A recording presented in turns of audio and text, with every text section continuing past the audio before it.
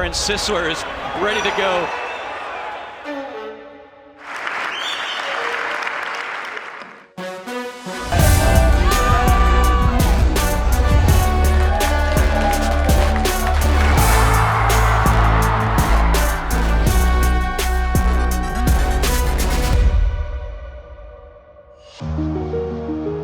Two-time Emmy Award-winning sports broadcaster. Please welcome Lauren Sisler. What's going on? Thank you. Woo! What's going on, y'all? It's my job to tell stories and really uncover the truth about the coaches and athletes and what has helped shape them and mold them into who they are today. Every single person in this room has a story. And I believe that our stories have meaning and they have purpose. Sometimes we have to take a step back. We have to realize that our stories are who we are. It's what molds us, it's what shapes us, and a lot of times our stories can be that catalyst for strength and growth and resilience. Really, I just want to pull the curtains back, y'all. I want to pull the curtains back for some real talk. Hi, my name is Lauren Sisler. I live in Newport, Virginia. These are all the medals and trophies that I've earned, and it's definitely paid off.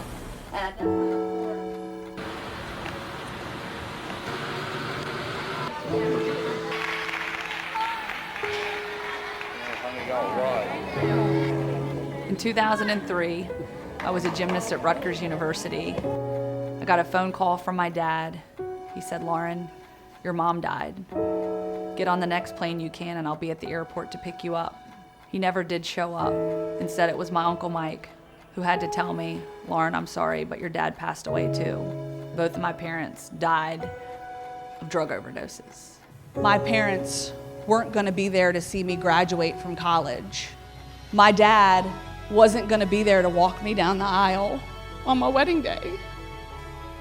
And I think perhaps the hardest part of all is they're never gonna meet their grandson. So all those dreams evaporated. All those dreams and milestones and everything I felt like I had in front of me, gone. Nobody is exempt from life's difficult circumstances, but you have the freedom of choice. You have the freedom to choose how you're going to respond to adversity. So how are you going to respond to adversity? How are you going to stand up and allow your resilience to shine through despite all the challenges that are woven into the fabric of your lives? You have a choice. You have a choice today. You have a choice tomorrow. You have a choice from this point forward. Throughout your storybook of life, you've got these moments compiled and you've got these chapters that are amazing, they're beautiful, they'll make you laugh, they'll make you smile. And then there's those chapters when you flip through your book of life that you're like, oh goodness, I would love to rip this one right out and throw it right in the trash, right? At the end of the day, I think it's so important you have this blank canvas that you get to fill each page. And I think that when you can find meaning and purpose in your life and ultimately fall in love with your story, you will find that you can inspire others to walk through doors they never even knew existed. You all have a story. Every single person in this room has a story. I want to encourage each and every one of you to fall in love with your story.